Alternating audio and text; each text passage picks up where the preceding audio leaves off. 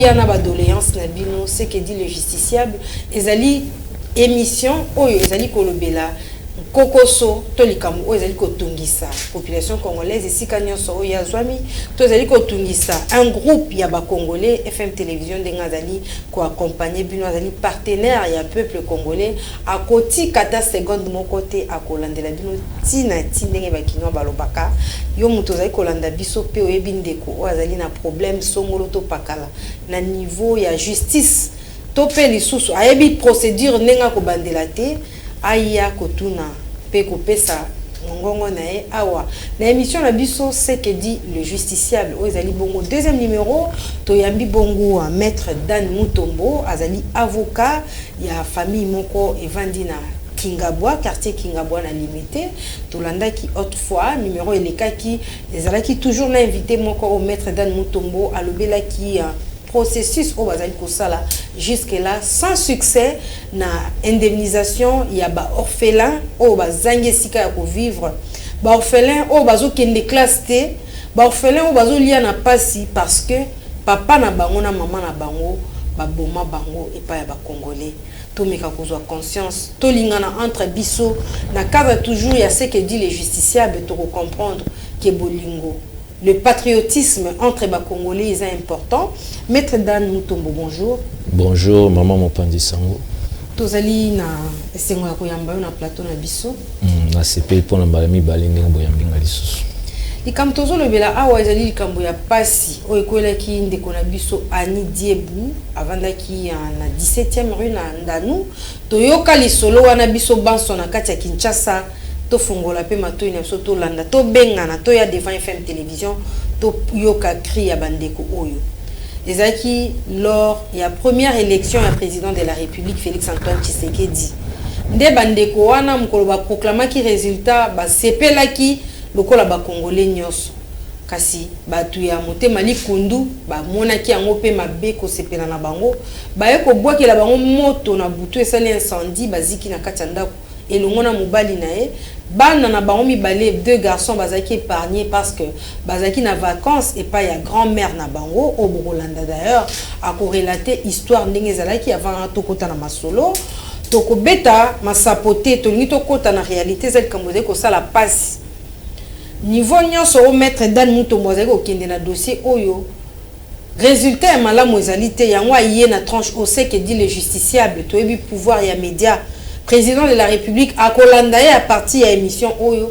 ba proche ya président de la République ba kolanda yango tout comme pe ba membre ya famille nae ba se rendre compte na difficulté au bana ba orphelin ba mineur bazali nango parce que ba parents na bango ba kufa à cause ya esengo ya alternance démocratique o ekotaki na mboka na biso to koloba mingi te bolanda bino moko histoire ya maman o ya kufela mwana na ye na bokilo na ye à cause ya bolingo ya mboka tolanda libota oyo bozali komona bazali na mawa esengo ezalaka te pote babungisa mwana na bango ya mwasi ya mukolo oyo azalaki na libala na quartier Ndanu liwa ekomela ye après avoir kosepela na alternance démocratique oyo mbala liboso et proclama président Félix Antoine Tshisekedi comme élu ya ba élection ya 2018 esengo na ye elukela ye liwa bato mitema likundu batia moto na ndako na ye azika elongo na mobali na ye bango couple wana batika ba orphelin mibale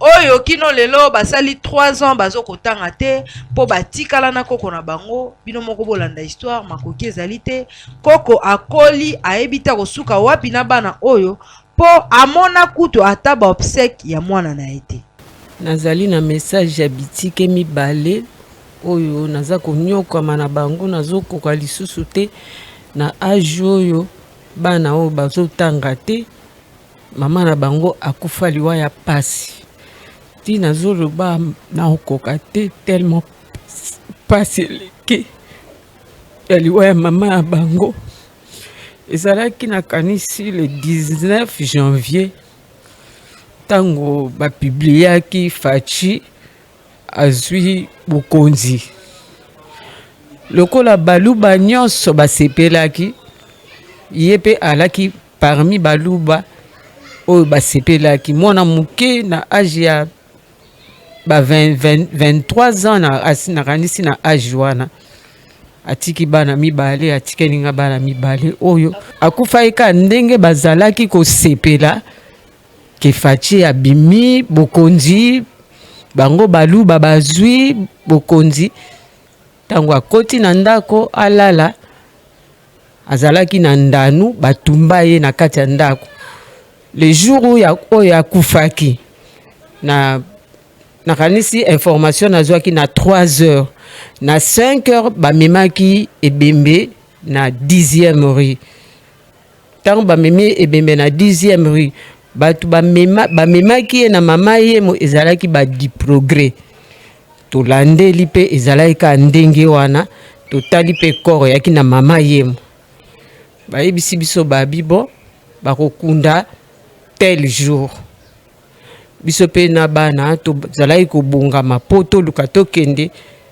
tomona ebembe baye koyebisa biso na tongo nango lere tolingi tokende babio bokende te basi bakunda ye déjà 2e jour yango bakokunda nde nini mwana moke boye akufi atiki bana mike sikoyo ngai koko na bango na mema bakoko na ngai tomona te ebembe tomoni ebembe te yango oyo nazosenga na mokolo mboka mwana ya moke oyo akufi atikelinga bana mibale akufi mpo na bolingo nanu ya ye moko papa bana bamba shalanka yabu mukalengo ajitunga tuja interese kujuwewa utombulusha koku ni bana aba bolu mama wabu mufila jitunga mama wabu mufila jisanga jaji ajuwewa musomba munkwasa bena luku na kimba sankato bobu kulokosha papa wabu ni mama wabu mbashala mujibwemu mwaba wakusomba kowe na koko tangila nzubu jiba somba hanyima kakwabu mwina bajiba muyata bana bakabatu balonga kalasa to mama Denise tutangidila ko uchilumbwechi mama Marthe tutangidila ko uchilumbwechi cha bana babwalu mama wabu mufila jitunga tuje interese kujuwe wa papa Faci mwana jitunga jeba bana aba ni basomba kwei ni balonga kalasa mushindukai papa wabu ni mama wabu mbabosha bwa jitunga mama oyo bozali komona azali kosenga na président de la République Justice n'est pas faite pour nous. Vraiment c'est déplorable ezali pasi komona bandeko babungisi elenge ya mwasi oyo azaki na libala parce que asepeli ndenge bakongolais nyonso basepelaki na élection ya président de la République amemi ngambo babi baluba basepeli tokoya koboma ye na butu atiki bilenge mibale dossier ezali yango tobengi maître Dan oyo azali avocat ya famille maître tontoyeba situation ya baorphelin oyo batikali bamineur bazokotanga te mosusu akolanda lobi gratuité de l'enseignement ezali mais enseignement de base kotala bana wana bakomi na age nini. Bon, merci beaucoup maman Mopanzi Sango. Ndenge na lobaki na numéro ya plateau o elekaki. Na lobaki ke bana wana moko ya liboso aza na 15 ans. Mususu aza na 11 ya mibale. Alors a condition na bango ya kotanga eza na mwa kokoso mingi. Kanding na lobaki yopo boyaki bozwaki ba image bomonaki vous avez palpé du doigt donc la vie dont mènent ces enfants là dans une très grande précarité oyokutu est difficile à redémontrer parce que les yeux ont vu bomonaki binomoko vous avez expérimenté ensemble avec nous comment est-ce que les enfants bazo vivre ba conditions ni bazo vivre donc bana wana ba âge ba tranche d'âge na bango on autopé ça ndi yango wana bana batikali bazokotanga te matanga ya mama na bango ndeni tolobana Kinshasa ba obsèque na français batikala komona yango te et j'ai eu de la peine ya komona bana bakoma frustré baboyi même koloba balobi bazala susu na courage te yango yo ozali avocat ozali na mongongo ya bana wana nangonga oyo bana bazongi classe bana bazokotanga te vivre na précarité to komaki sur le lieu to moni sika wapi bana bazolala ba condition bana bazana ngo ezali malamu te na bato bazolanda yo lelo maître Dan Mutombo s'il faut oloba pona bana na okoyebisa bango nini la parole oyo ko bimisa eza adressé directement na nani pe ozoko senga nini concrètement matondi mingi maman mopanzi sango nalingaki na préciser lo moko bana wana na ba condition oyo bokutelaki bango bazana du mal ya ko interpréter événement ya bobsek etali maman là-bas. Ils ont même pleuré, mais ça là qui passe vraiment. Évidemment. Au moment que même où ami balé na sukawa, azakina muké hein, azakina muké makas. Alors corrélater l'événement bon na bana des fois et créer traumatisme na kati ya bana. La psychologie à bana. Oui, ça travaille et tout. Et n'état beaucoup de la bango. C'est comme si vous l'amour c'est le moko boye. Moi pota moko boye vanda ki na ngwe muse komi ko hein ko kauka pote ko lamuka lisusu. Mais potana il l'amour qui avec une cause juste. La cause c'est quoi? C'est remettre ses enfants dans leurs droits. Parce que constitution na biso lobi moi na nyonso azana droit ya okende telo. Mais soko taliban na wana moko na bango moko te azokende ya ite. Donc azwana ndako. Et ça le rôle là toujours fabriquer ba bombe moko de retardement. C'est une bombe à gestation. Donc koka monter le bon monument na komi kuluna. A komi brigand. Alors pour éviter que bana va tomber dans la délinquance urbaine wana. Voilà pourquoi la ligne a adressé message beaucoup plus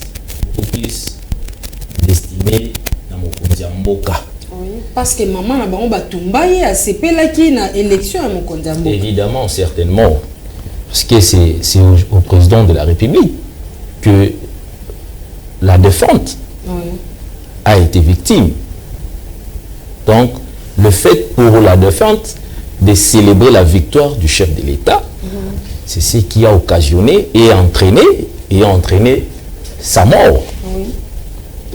Prémédité par des personnes animées d'une très mauvaise foi. Et en harmonie, on doit adresser un message au chef de l'État, parce qu'il s'agit de lui, parce qu'il est le garant des institutions.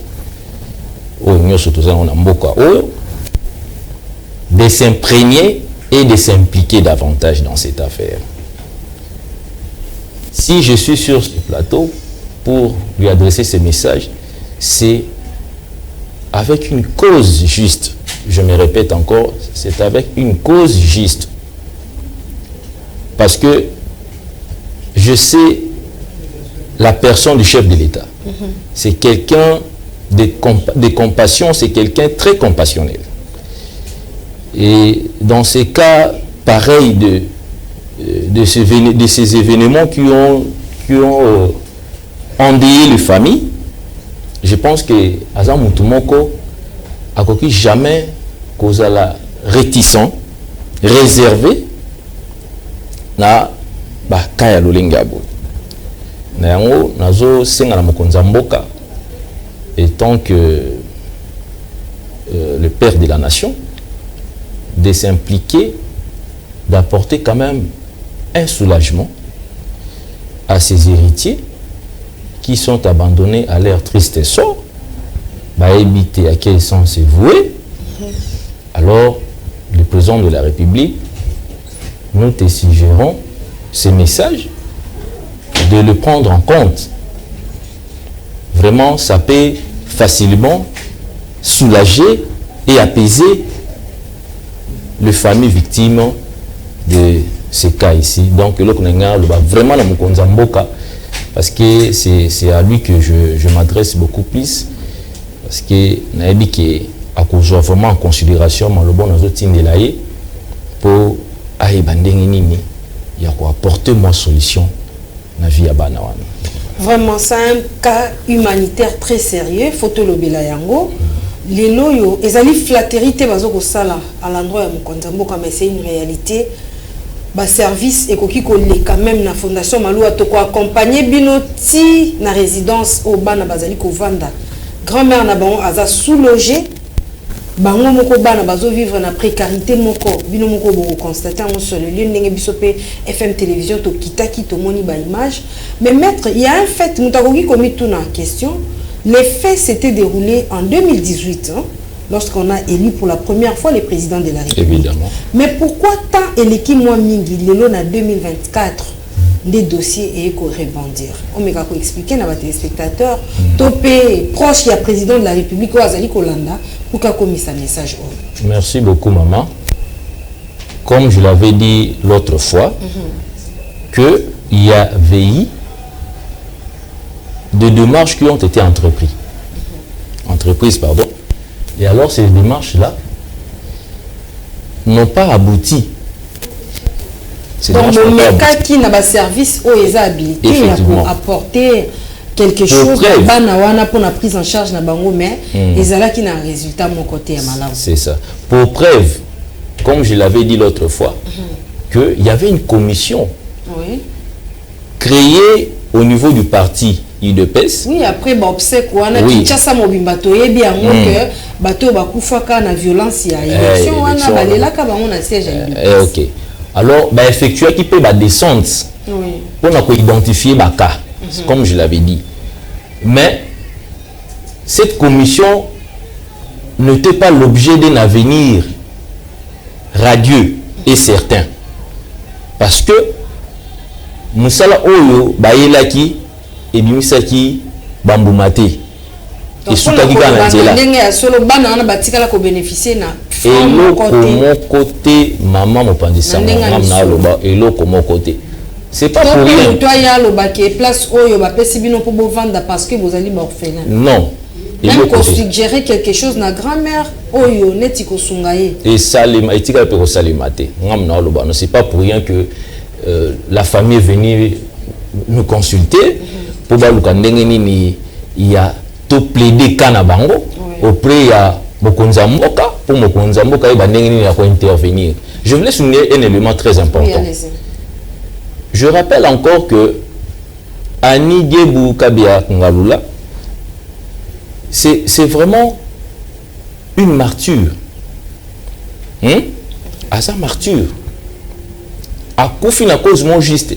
Elle est morte juste à la bataille. C'est-à-dire au moment où il y a la prise en compte de l'alternance dans notre pays. Donc, tant que la traversée au Hana, c'est à ce moment-là que la défunte est arrivée à succomber. Alors, je voulais rappeler ici, statut de défunte au Hana, ils ont au même titre que les Congolais nyonso, se sacrifier pour Namboka. Alors, tokoki kozwa likambo ya ani wana ya défunte wana lokola likambo eza ya PPLT. Hein? Et eza likambo ya PPLT. Donc, elle a engagé sa vie à cause d'une cause ou eza cause juste pour la patrie. Alors, je vais encore insister que vraiment ceux qui Mokonzamboka a suivi vraiment les camboyo. A suivi vraiment les camboyo. Pour bana bazo nyo kwa. A suivi vraiment les camboyo. Parce que na rappelé qu'il est le moko boya que bana pe bali ba mona procès moko boye salema. Et d'ailleurs toujours envisager déjà qu'on déposer moi d'observation na biso na messe ya ministre de la justice actuel. Le ministre d'État en charge de la justice, Constant Moutamba, pour lui suggérer qu'il y ait un procès condamnant et sanctionnant auteur il y a criminel à l'Olinga Boué ou Salaki, surtout la cliente Nanga.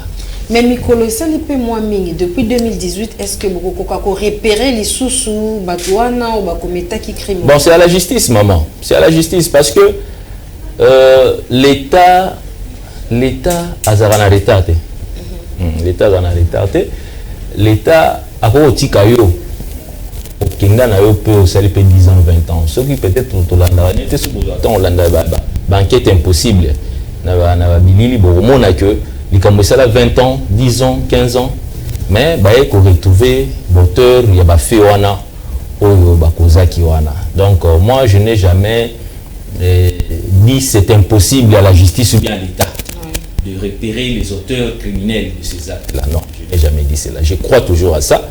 Il y a un moni nazo esambela wana que bana ezako tezota na bisote mais ezota na volonté à bana bazo nga komona quand même maman na bango za que batwana que l'état sala banquette pour identifier banani oyo bakendaki kotumba ko wana na ba 3h du matin.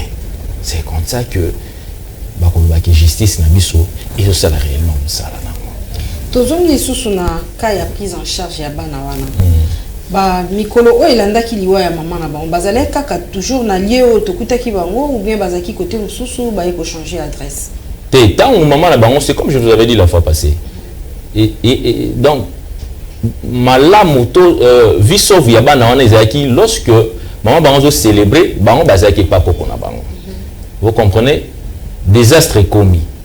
Tant est commis après na simalango on a évacué le corps. Quand on a évacué le corps, il n'y avait aucune trace éthique à les sous-soins, en termes, parce que les enfants, ils étaient déjà chez leur grand-mère et tout. Alors, ils ont été au côté où ils ont récupéré les sous. Parce que le drame qui est vraiment excessif. Excessif. Parce que il faut que ça ait un thème pour otumba penda batubalali na kati anda kwana tout en étant vivant. Donc il faut ça na mutema bondo kiandingo wana mama na ngai. Donc voilà un peu le qu'on a pas koloba isusu. Maître to monio pena mikanda o l'exact biso fois passé que introduisa la correspondance na maison civile il y a chef de l'état et qui na résultat té au mekapé na présidence et qui na résultat té en dehors il y a ba institution mibale wana okenda les sous na institution mususu komeka ko tsape mukanda ko na ministère ya droits humains to na ba structure mususu ba ONG partenaire ya gouvernement ou qui par na droit ya bana. Non lorsque nous avons procédé parce qu'il faut te belé au moko. L'institution présidente de la République, c'est une institution haute, hein? Celle qu'on a, l'institution Nyoso. Et ce n'est pas seulement parce qu'il y a la haute institution, mais c'est aussi une question de l'orientation. C'est-à-dire, la cause qu'a connue ma cliente, c'était pour un nom et pour un personnage. Alors, je pense que ma cliente, elle est morte pour le nom du président de la République. Bien que tu bâtis ça, parce que l'autre fois je l'avais dit, il y a une fondation Maloua qui essaie aussi d'accompagner quand même la détresse et puis le stress que les enfants sont en train d'encourir. Vous nécessitez d'accompagner les enfants, mais cela ne suffit pas. Bon, on avait procédé aussi, comme je vous ai dit ici, parce que quand on a vu que dans le cabinet chef de l'État, cela traînait, la réponse ne venait pas toujours, on a préféré de saisir via sa maison civile. Même là-bas aussi, il n'y a pas eu de suite.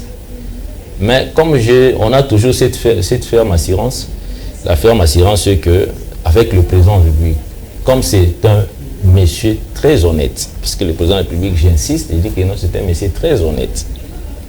Quand il dit une chose, il le fait. Voilà pourquoi on était un peu en quarantaine.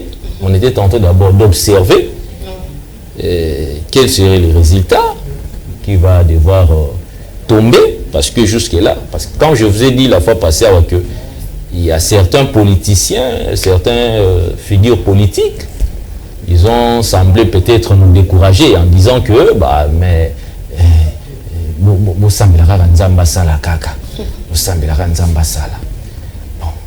c'est-à-dire sur la position de prière tout bon de la kaka pour nzamba sala kaka. Bon, jusqu'à quand? Il y a combien des années? Il y a un autre comme en 2024. alors moi je peux toutefois vous dire que tozala qui na voix wana, mais compte tenu à message wana et ou qui na ba figure politique wana, ça nous avait un peu découragé. Mais cela ne veut pas dire que tozala qui na kati ya kolobake on doit baisser les bras, non. C'est pas pour rien qu'on est sur ce plateau. C'est parce qu'on n'a pas accepté de baisser le bras. Alors, il y a un moni, ce qui, par exemple, et qu'on sait que tu contacter l'institution Moussous, où il y a la ramification de la présidence de la République, on ne manquerait pas de procéder ainsi, parce qu'il s'agit d'un droit. Nous avons question un droit moko, donc les matés, nous allons avancer pour essayer un peu de clamer au fort que non, voilà, le droit des enfants doivent être résolus en quelque sorte. Donc, on essaie un peu de voir. Maître Ndeko Balandi na FM télévision balobi kambo pesi pasi parce que oh nyonso azali na motema aza très sensible na ka oyo komona bana ba orphelin baza ba victime ya souffrance parce que ba parents na bango ba kufa brusquement bakana kité liwa ekomela bango po ba sepelaki na likambo tali mboka na biso Congo na likambo etali président de la République élection na ye de bato oyo motema mabe ba yaki ko combattre ou anéantir des vies humaines, oubliant que basali ne passe na bana omibale. Bandeko o balandi yo oki kope sa numéro ya contact pour que bayeba parce que yondo zali avocat ya famille ozali na ba démarche nyonso oyebi adresse o bana bazali peut-être mutali akoma wana akolekele pai na yo mais ka kope sa contact. OK, merci beaucoup maman Opandisango. Ninga na lobaki que ba contact na to ba numéro na nga très facile. Il y a des dossiers 0900 43 81 81. Il y a mis balé Zali 082 80 74 859. Na bandeli na wel bosso 0900 43 81 81. Donc voilà ce qui va benginga na ba numéro na mi balé facilement ba rejoindre, nous allons échanger. Pourquoi pas dégager un consensus autour d'une solution pour l'intérêt des enfants. C'est vraiment. Pe bande comme sous ba monique besoin numéro ya maître T, numéro sous ezali affiché na écran na bino ya FM télévision, numéro ezali wana okoki ko benga, tozali partenaire ya bana oyo na nzela ya avocat na bango ya moto tie plateau oyo na disposition na ya maître Dan Mutombo au Bogoui ko joindre à tout moment, tout comme Peko Benga, la fondation Maloua, Ozali une ONG humanitaire œuvrant en République démocratique du Congo. Vraiment maître, Ozali ko cheminer vers la fin de l'émission la biso, na pesio maloba pour la conclusion comme d'habitude. Merci beaucoup madame. Je essaie un peu de réitérer le message que j'ai adressé au chef de l'État, en lui disant que vous avez l'essence d'humanisme qui s'agite en vous, d'essayer un peu de s'impliquer fortement au bénéfice de ces enfants. On a monopolisé le côté français mingité, on a côté na lingala, donc on a aussi un konzamboka au make-up. Kocha penza moto na ona misu na ona likambaba na oyo. Et puis, oye bandenge nini ya ko pesa quand même sens ya liwa ou ya maman la bango akufelaki. Ils ont quand même sens moko ya batu oyo batu lokumu ya mboka o babundeli mboka. Parce qu'il y a kufeli alternance ni mtebumisi. Donc na sengi na yo papa bande so na bengo papa malamu ya benga ko mbalelekaki o me camper ko s'impliquer pour soulager quand même bana wana bazotangate baza abandonner à leur triste sort. Donc mutoro koya na secours na bango azate alors na sengi na yo oyo bakotali kamba bana wana yoza malamu mingi pinzamba opambola yo. Merci beaucoup. Voilà, merci maître Dan Mutombo. Tokomi na suka ya tranche oyo, c'est que dit le justiciable ya lelo. Topesio vraiment matondi mingi na ndengo partager na biso pasi ya bana ba orphelin mibale oyo maman na bango azala victime ya liwa parce que azaki ko sepela na élection ya président Félix Antoine Tshisekedi balobi oza moluba na butu baye batumbi elongo na mobali na ye batiki bana mibale oyo basali mbula misato déjà bazokende kelasi te bazokolala na pasi bazokolia na pasi bazokovanda na koko na bango azali déjà personne na 3e âge azali sous na bakasi te ya kokende koluka misolo po te bana wana balia bavivre batanga yo mutu ozwami na kolanda FM télévision message pour ceux qui touché au mettre dans notre copie sa numéro pay ya fondation Malou ezali wana na ba ya écran il faut ko benga ko secourir bana wana parce que bazali ba congolais oyo bayebi lisusu ndenge ba osala te bomoni poko na bango atangisi na ma ya misu tokomi na suka ya numéro na biso ya lelo ya tranche ya ce que dit le justiciable mais tozali ko continuer nde tolobi to lancer mbela na ba congolais nyonso toyebi ke makambu ezali ebele même biso na ville ya Kinshasa ba mouvement de grève ba procès o ezali sans aboutissement boya na FM télévision plateau na bino yango yo ce que dit le justiciable émission ya babola ce que dit le justiciable émission ya ba congolais na toute tendance confondue boya kolobela o ezali ko pesa bino pasi pour que to trouver solution soko vani na likambo na yo moko okozwa solution na monte mais na plateau ya télévision okoki kozwa pe solution parce que force ya média toyebi yango à travers télévision okota pe na ndako ba konzi okolobela bango o ezali posa na